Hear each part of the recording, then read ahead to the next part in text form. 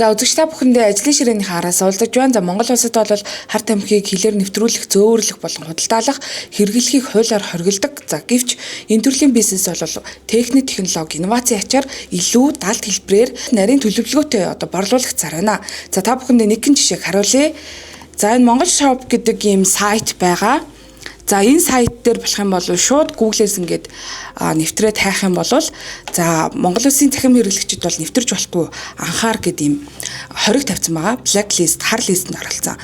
За гэхдээ хоригтой сайтад нэвтэрч болох VPN-ийг ашигласнаар одоо хүртэл нэвтэрч болоод за хүмүүс бол ашигласаар байгаа юм байна.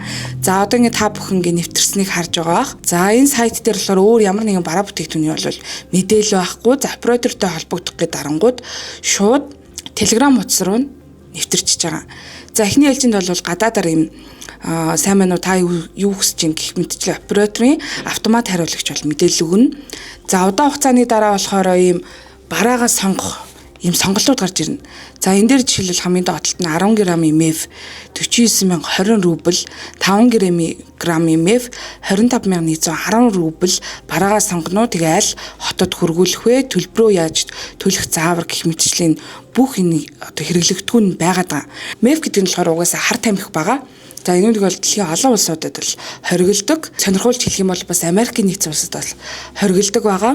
За энэ 10 г-ийн MEF бол монголоор бол ойролцоогоор 2 сая гаруй төгрөг, 5 г-ийн MEF бол монголоор төгрөгөөр бол 1 сая гаруй төгрөгөөр ингээд худалдаалагдаж байгаа юм байна.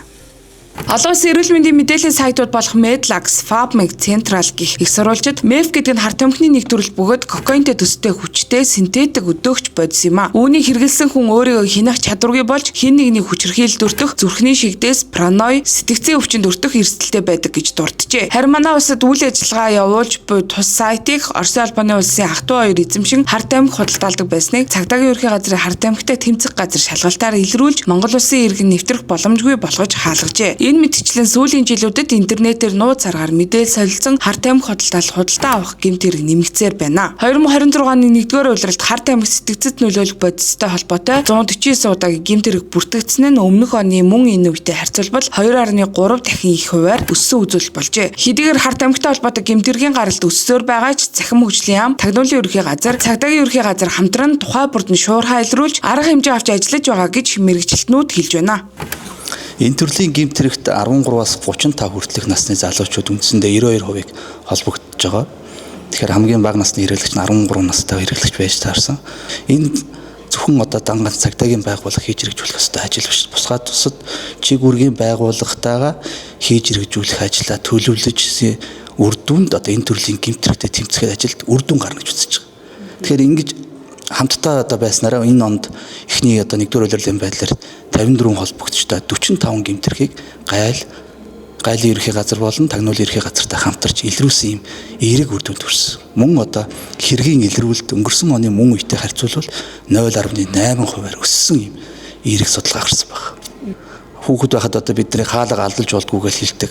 Энэ суртахууны зүйлийг бас та хүүхэд маань хүүхэдтэй зааж өгөөч. Ингэж чадах юм бол таны хүүхэд зөв ирээдүйн зөв хүн болно. Мөн найз хүүхдийн хүрээлийг бас хянаач.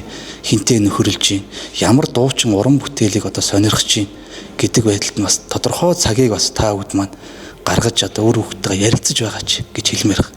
Мөн энэ төрлийн гэмт хэрэгт холбогдсон хүмүүсийг аваад үзэхээр нөгөө шалтгаан нөхцөл рүү ярьсан. За найз хүүхдтэйгээ дагам дуурайх, чөлөөт цаг зав ихтэй. Хүүхдүүдийн чөлөөт цаг завыг бас зөв боловсон өнгөрүүлэх орчин нөхцөл бас Монгол улсын өдрийн байдлаар ямар байгаа вэ? Энэ зүйл нь бас шалтгаан нөхцөл болж байгаа. Энэ зүйл дээр нь та бүгд манаас анхаараач гэж хэлмээр байна. Энэхүү мэдээлэлээр технологийн хөгжлийг буруутгаж гэмт хэрэгтэн хэрэглэгчдийг сэтэлжүүлэх гэсэнгүй. Хамгийн гол нь хар тамхи сэтгцэд нөлөөлөх бодистой холбоотой гэмт хэрэгт ихэвчлэн өсвөр насны залуу үеийг өртөж технологийн тусламжтай нарийн аргаар худалдаа авалт хийх болсон тул хүүхдийн гар утасны хэрэглээг хянах, шалгах өдөр тутамдаа хүүхдийн сэтгэл зүйн онцлог тулгуурлан ярилцах шаардлагатай байгааг сэрэмжлүүлж байна.